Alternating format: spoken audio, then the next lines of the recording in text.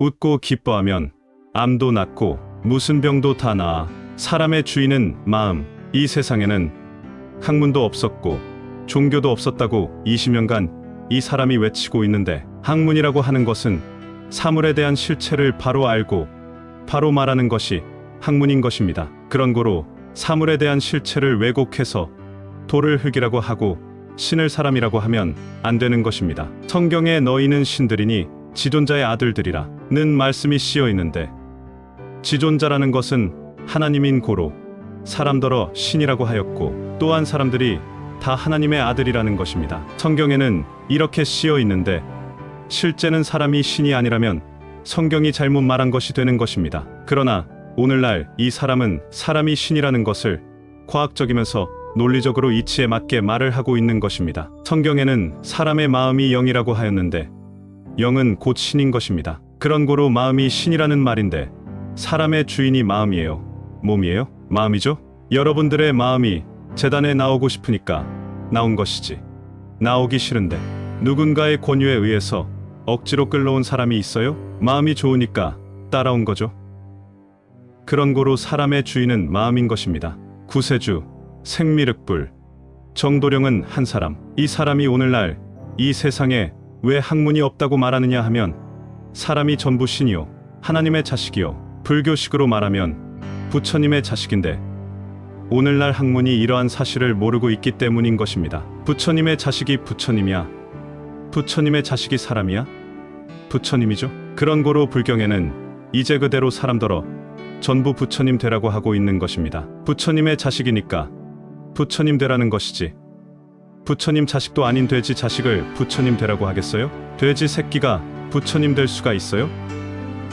부처님 자식이니까 부처님이 될 수 있는 것입니다. 석가모니가 나는 성불하지 못했다, 나더러 성불했다고 하는 제자는 나의 제자가 아니다 하고 말한 것이 열반경에 씌어 있는데, 석가모니 선생이 겸손해서 그렇게 말을 했을까요? 사실을 말한 것입니다. 나는 성불하지 못했지만 앞으로 생미륵불이 나타나면 나도 그 생미륵불한테 가야 성불할 수 있다 고 한 말이 열반경에 씌어 있는데, 열반경은 석가모니가 죽기 직전에 1시간 반 동안 설한 내용을 적어 놓은 것입니다. 석가모니 선생이 그와 같이 말하면서, 앞으로 생미륵불이 나타나면 불자들은 생명을 걸고 생미륵불을 따르고 생명을 걸고 생미륵불을 보호하라는 말도 했던 것입니다. 그러면서 생미륵불이 나타나면 생미륵불은 불교식으로 설법을 하는 것이 아니고 선도식으로 설법을 하는 고로 불자들이 냉가슴 앓는다는 말도 했는데, 이는 이 사람이 기독교를 믿었던 사람인 고로 성경 위주로 말씀을 하니까 불자들이 알아듣기 힘들다는 것을 비유해서 한 말인 것입니다. 감로를 내리는 자가 생미륵불이라고 했습니다. 열반경 5권에 여기에는 죽음이 없다, 여기는 감로가 내리는데 감로를 내리는 자가 바로 해탈자다 라고 씌어 있는데, 해탈자가 바로 생미륵불이요, 감로를 내리는 자가 생미륵불이라는 말씀인 것입니다. 이렇게 감로를 내리는 자가 생미륵불이라고 불경에 씌어 있는가 하면, 겨가미록에서는 생미륵불이나 정도령이나 구세주나 같은 사람이라고 기록되어 있는 것입니다. 그런 고로 정도령도 감로를 내리고 구세주도 감로이슬 성신을 내린다는 것입니다. 또한 감로가 내리면 사람의 털구멍으로 들어가서 성불하게 된다고 석가모니 선생이 말했던 것입니다. 욕심의 뿌리가 나라는 의식. 이 세상에는 알아야 면장한다는 말이 있는데, 여기서 면장이라는 말을 시골 면장으로 사람들이 해석을 하는데,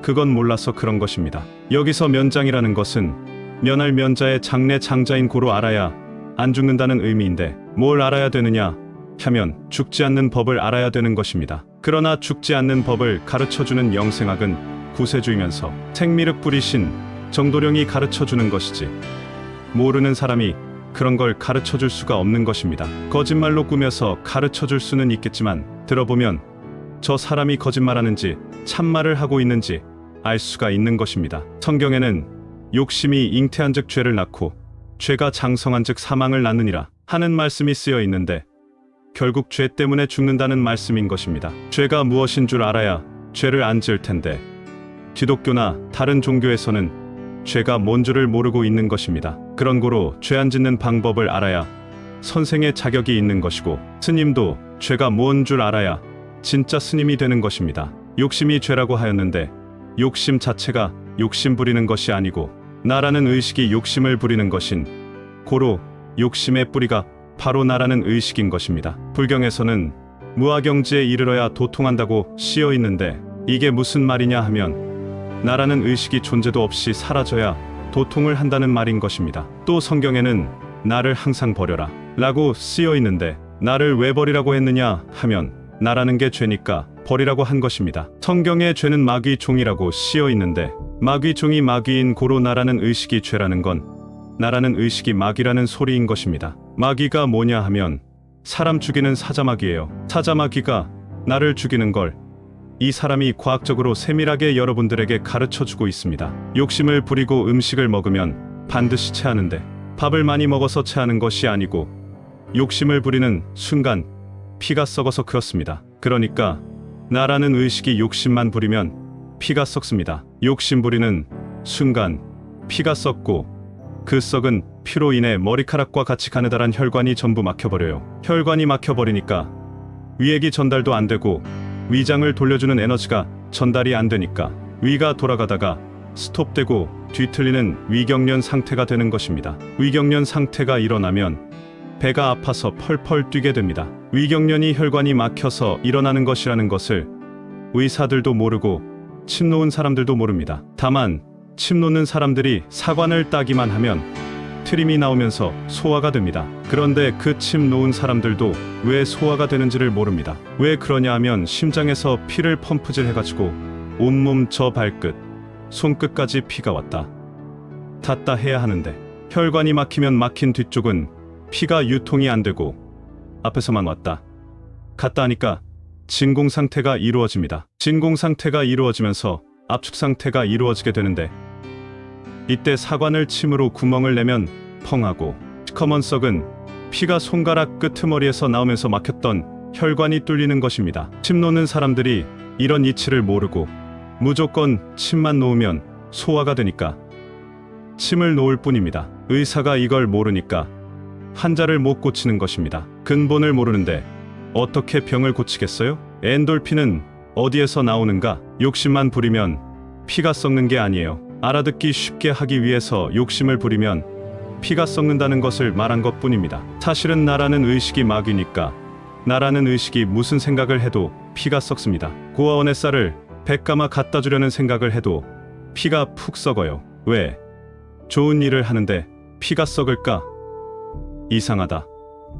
그렇게 생각할지 몰라도 나라는 의식이 마귀이기 때문에 마귀는 무슨 생각을 해도 피가 썩습니다. 그런 고로 무슨 생각을 해도 피가 썩으니까 사람이 100년 가까이 살면 다 죽는 것입니다. 왜 죽느냐 하면 피가 썩어서 죽는 것입니다. 간이라든지 뇌라든지 심장이라든지 위장이라든지 대장이라든지 소장이라든지 방광이라든지 신장이라든지 이와 같이 세포로 형성되어 있는 장기들의 수명이 있는데 제일 긴 세포가 28일입니다. 28일만 되면 세포가 죽어서 떨어져 나가요. 여러분들 매일 목욕을 하고 때를 밀어도 때가 나오는데 그 때가 바로 죽은 세포입니다. 죽은 세포가 털구멍을 통해서 나오는 거예요. 그걸 가지고 분비물이라고 그러는데 그 분비물이 털구멍을 통해서 나오기 때문에 밀면 때가 돼서 밀리는 것입니다. 더러운 먼지 같은 것이 묻어서 때가 되는 줄 아는 사람이 있는데 옷을 입고 다니는데 어떻게 먼지가 끼겠어요? 죽은 세포가 사람 털구멍을 통해서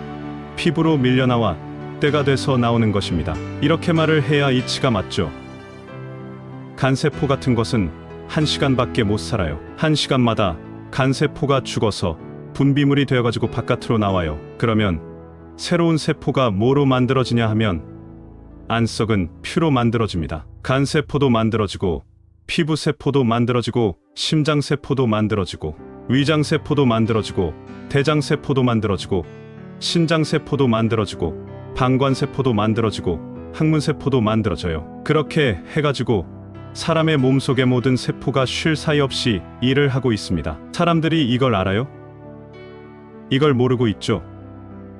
사람의 이러한 생명의 능력이 어디서 나오느냐 하면 사람의 피 속에는 생명자라는 것이 있어요. 생명자가 뭐냐 하면 하나님의 신이요 하나님의 영이에요. 하나님의 영이 생명의 영인 고로 그 생명자가 무슨 일을 하느냐 하면 사람의 생명을 지탱해줘요. 이 피라는 것이 생명자를 만들어줄 때 어떻게 만들어주느냐 하면, 사람이 기뻐하거나 영생의 확신의 마음을 가지면 생명자가 자꾸 생겨요. 생명자가 생길 때 나오는 분비물을 가지고 엔돌핀이라고 그래요. 미국의 이상구 박사가 한국에 와서 방송할 때 웃으면 엔돌핀이 나온다고 했는데, 엔돌핀이 어디서 나오는 것을 알지 못했습니다. 그러나 이 사람은 알죠.